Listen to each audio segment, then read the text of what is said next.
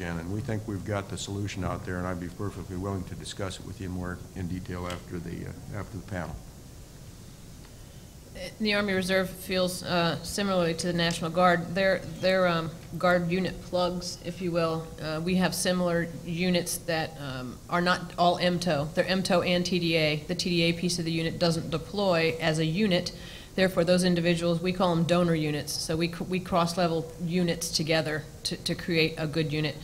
As far as the TTHS account, yeah, we don't have one. The CAR does not feel we have a need for a TTHS account except for the medical piece. Several schools of thought behind that is there's no resourcing for structure to create a TTHS unit. We also believe that soldiers need to be mentored throughout their career rather than sent to a separate unit while they're waiting for a school seat. So there are pros and cons to TTHS, but right now we do not have one for the schools piece.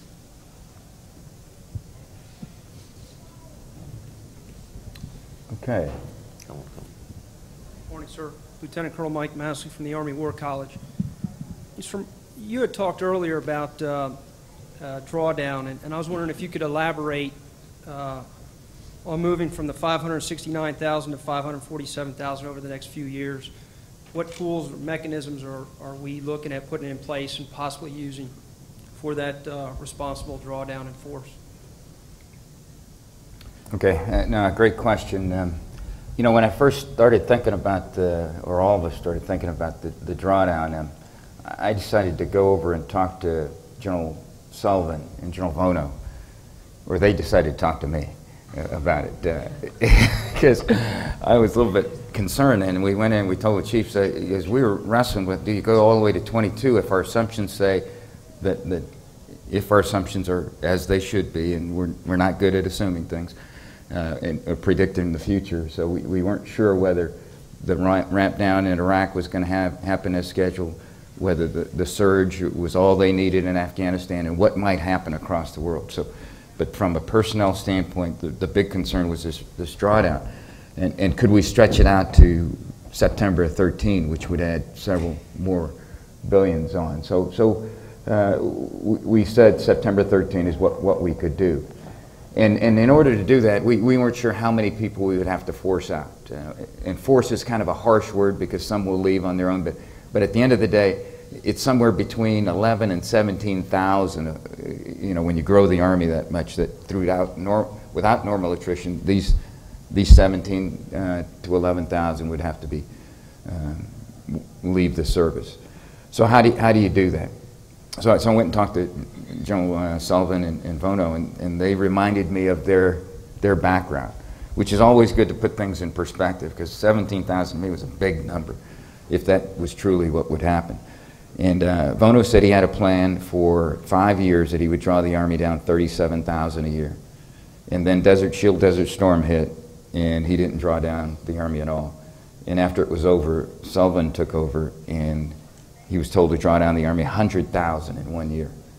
And Mike, they went up to the Army War College. In terms of technique, they went up to the Army War College and asked colonels that were on the brigade command list if you would leave the service. That's how bad it got. So that's the kind of thing we're trying to make sure we prevent. Now, how do we control it?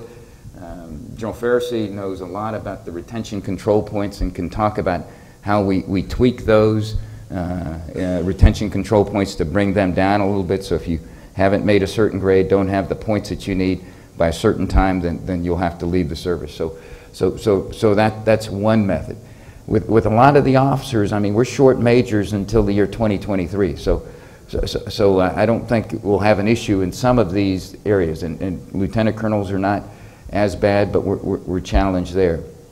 But we're looking at that very carefully. The main thing is on the enlisted force. Most of the 22K is on the enlisted force, and most of the solutions will be first that, and then the other piece of it is there are soldiers in our formations that probably ought not be here.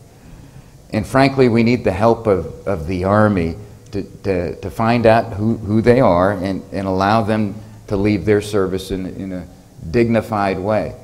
Right now, if you've heard the Vice talk, he talks about a loss of garrison-type leadership. And this is, again, another second, third order effect of our 4Gen, where when they come back from a deployment, this colonel that I was talking about, he's one of those guys. So you come back and you've been in the fight for 30 months, it's time to move on. We can't have you hanging around for too long. Not only do the soldiers leave, but the leaders leave.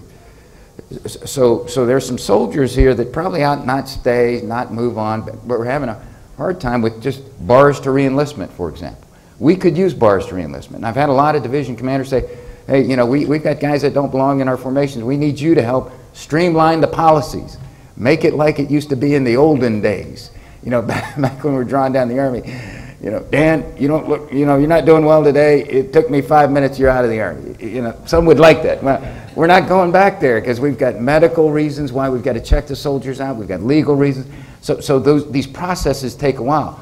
But when I ask the question, how many bars to reenlistment do we have in the Army? 500. That's it. You know, with all the soldiers that really need to move on, we don't have time to do bars to reenlistment anymore because we have to do counseling and those sorts of things. So we've got to get back to the basics, the basic blocking and tackling of leadership and garrison, and that will help. And then we'll do the major levers that we can pull at our level to do that. Also, Gina, maybe you talk about some of the bonuses and things that we've done to scale back in that area. I think everybody knows that there are a lot of tools you use that we call leveraging tools, whether that has to do with promotion selection rates, whether that has to do with retention control points, RCPs, whether that has to do with, you know, what the Army is really required to run. So we have been using these leverages, bonuses. Obviously, when the economy wasn't quite where it is today, we were using a lot of bonuses to come in. We were, you know, so you reduce bonuses. You reduce some of the policies you use for soldiers to even retain in the Army. Maybe you reduce the number of allowing them to pick an assignment. You know, you don't retain for an assignment now. So you reduce a lot of the things that you gave them before, which will cause people to automatically maybe not stay with the Army. So we would like it to be the soldier's choice, but when it can't be, you do things like scale back the retention control points and go back to where you were. Instead of saying you can stay 10 years, now you can only stay 5 if you don't make that certain grade. So the kinds of leverages that the Army uses all the time will be tweaked to help us adjust back on that 22K. There will be, we hope we don't have to actually do a RIF. That's not really what we're looking for. We're looking to use the tools that the Army currently has and go back to where we were. We're not going to do things like do a double below the zone BZs. We're already reducing the number of below the zone promotions, which will cause people to stay at a rank longer.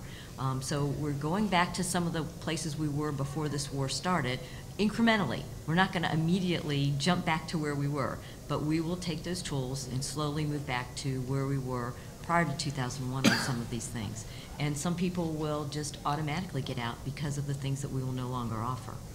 You know, we're going to hold the 22K end strength increase for 12 months. So, and there's no telling what's going to happen in that time. I mean, the world could change dramatically.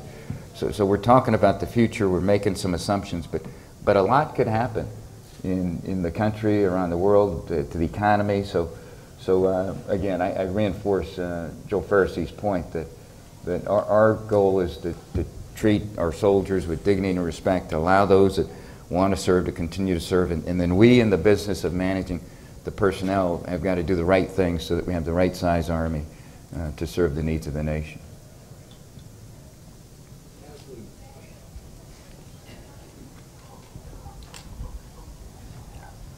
Final point of as we start down that path, and hopefully we won't have to, but if we do, I hope we keep in mind the continuum of service discussions that we've all had for these many years, and we really identify the right tools there and implement them so that we retain a lot of this talent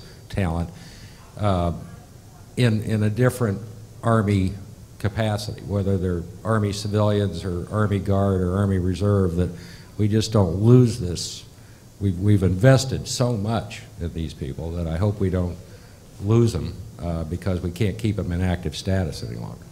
Sir, that's a great point. One of the things we need to do better is our AC to RC. I think as the Army has grown and we have needed to retain so many people, the reserve components have obviously suffered because we have not had as many people leaving the active force, whether that's officer or enlisted. So we have not had the same experience and talent move into the Guard and Reserve at the higher ranks. The Guard and Reserve don't need a lot of skill level ones. They need them at their higher ranks, and they were used to getting them from the active force. So we hope to increase our missions from AC to RC and help to find the right talent so we don't say goodbye to these soldiers for good, that we can maintain them in our total Army force. That's exactly what we need to do. Some of the other things as far as tools, we don't allow people to re-enlist in an MOS that's overstrength. So if they want to stay in an MOS and it's offered in the Guard or Reserve, we're going to offer to help those soldiers move to the Guard or Reserve, and we need to do a better job of moving those soldiers to the Guard and Reserve to maintain this talent in our total force and to not say goodbye to these very experienced and loyal soldiers. There's a National Defense Authorization Act out there that allows for a sabbatical, if you will, from active duty to the IRR right now. The Navy and the Air Force have taken advantage of that. It's basically 20 officers and 20 NCOs, and you can, it's a 1 year off for every 2 years back on. So you sign a contract to come back into the active component. And the Army is toying with that right now, doing something like that, and we're hoping that they perhaps would consider those active duty soldiers going into the cell res, not the IRR, so that perhaps we could maintain that talent while they're going off to start their family or get their advanced degree or whatever reason they are using for that sabbatical. So that's out there as well. Okay, anything else? Anything from the panel members? Okay, well, thank you very much for your participation and engagement with us today. You know, there's nothing more important in our Army than our people.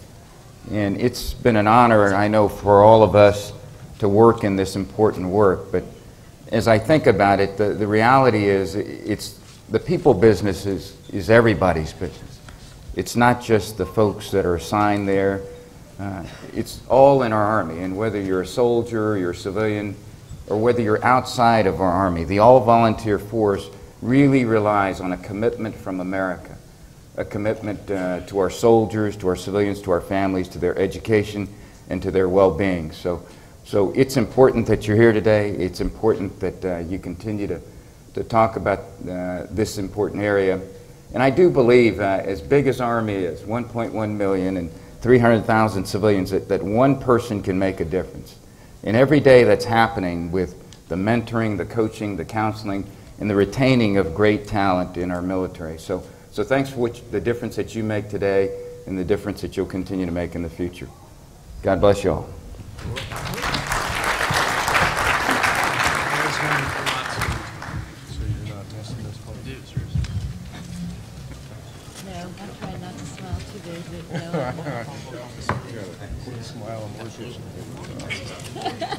I think this is for you.